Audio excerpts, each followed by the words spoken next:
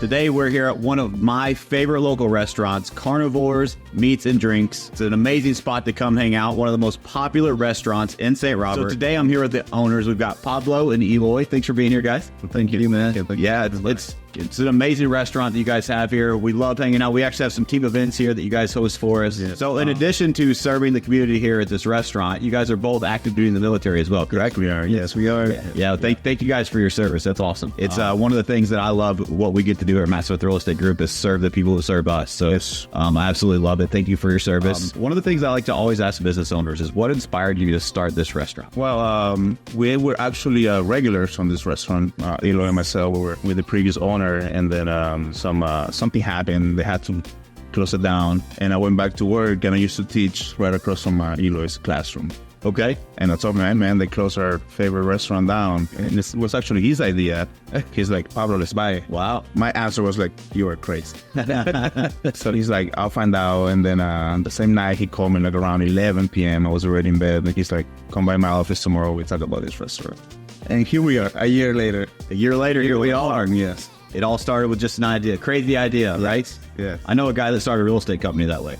Just a crazy idea. This might be the best ones. I love it. So this is an amazing restaurant, but if I were to ask you, like, what do you guys do here? What sets you apart from the rest? What would you say? That's a great question, Matt, and thank you for asking. I think one of the biggest things that, when we've asked our customers or asked even our people that work here, what do we do here? We sell cocktails, we sell steaks, we sell burgers, we sell a lot of really good food. Really good food. But the reality of it is we sell an ambience, right? So people come here to eat and they stay here and or come back because of the vibe that we provide. And that's something that you can get a steak or burger at any place in town or any other town, but why come back to a place? And I think what sets us aside is that we not just service our clientele with great food, but we make it fun. We make it inviting as, I think, our tagline, where warriors feast. We service the military community. I love that. And it's the ambiance, the community, the vibe, the feel that you have when you come here. It certainly is different. So you guys have absolutely nailed that one. I love that. Appreciate that. Thank you. So one of the things I love, in addition to the great food, have I mentioned they have great food yet? I mean, seriously, gotta come try it.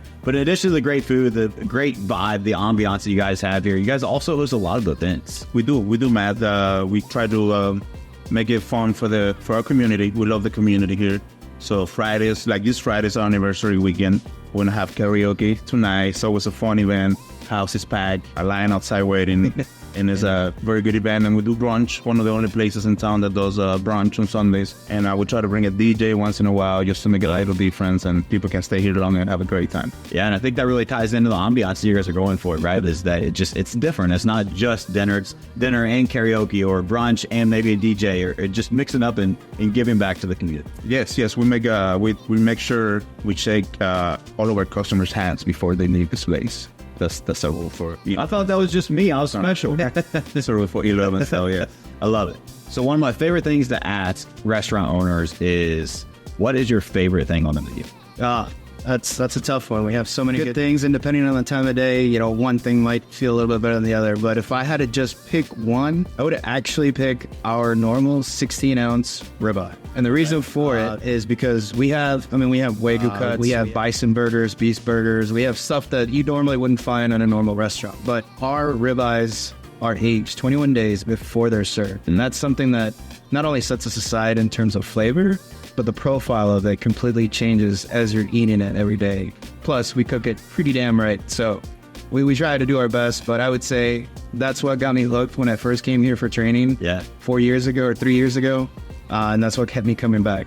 And since we purchased the place, we've added Wagyu, we've added finer cuts since then, but I still go back to my favorite. I love it. You recommended last time we came here for a team event to get the ribeye, and it was the best steak that I've had in town for sure, by far. So I second that. And I think what's really important to point out, and he mentioned them like it's just nothing, but we have Wagyu, we have bison burger. Like if you come here, it's not just a different community, like a feel, a vibe, the events that they have, but the food is just next level and it's elevated and it gives you something different and unique for the area. So another thing I wanted to highlight is that not every business in the community is created equal. And what I mean by that is that I think some people just believe in the community and want to give back or want to serve at a high level. And I know you guys certainly do. What are some of the ways that you give back to this amazing community? Well, that's actually a really good question. So we were both in the military. My family's mostly military. So when we moved here, my daughters, both of them were very involved in sports in the place we came from. And it was kind of a way for them to kind of make more friends when they moved here. So I found that not only was some of the leagues that were in town, like Fort Leonard Wood Little League, a little bit underfunded in different ways. And we decided to kind of take a step forward with that and then help them. We started funding different sports, even for people who couldn't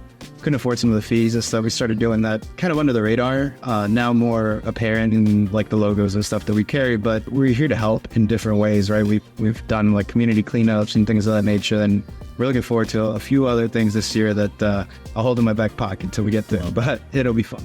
Well, thank you guys so much for serving this great community. It certainly makes doing these things way easier with amazing people, an amazing business that I fully support, and then the good people that you guys are to give back to the community. I just want to say I appreciate you guys. Well, thank you, man. Appreciate you. Well, Melanie just walked in, and it looks like she needs a drink. Would you guys teach me? Yeah, Let's do it. Yeah. All right, man. So today we're going to make a cocktail, which is a newer take on what our signature was, Carnivores Old Fashioned. So we're making an Espresso Old Fashioned that is now become very popular here. We got some of the ingredients set out. We have espresso. We are going to use Maker's Mark for our bourbon.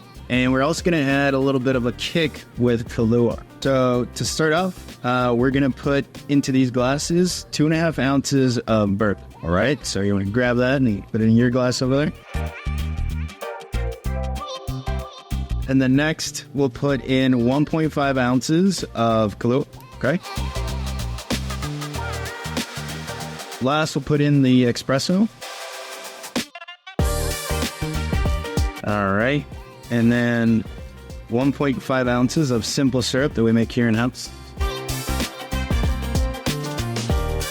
Ketchup to you here.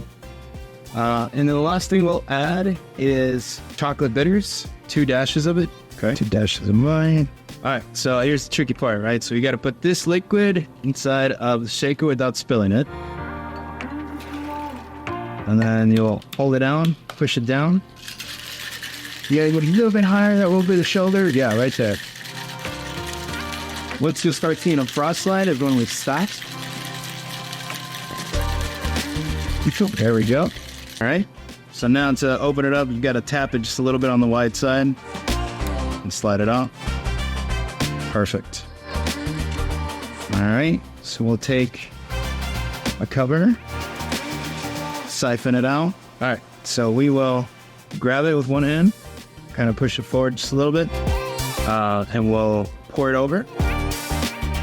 But you want to hold this one with your other hand underneath it so you're filtering dry ice. Okay?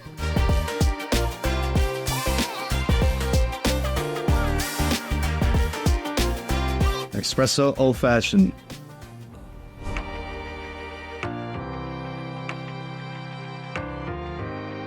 Thanks, Matt. There you go.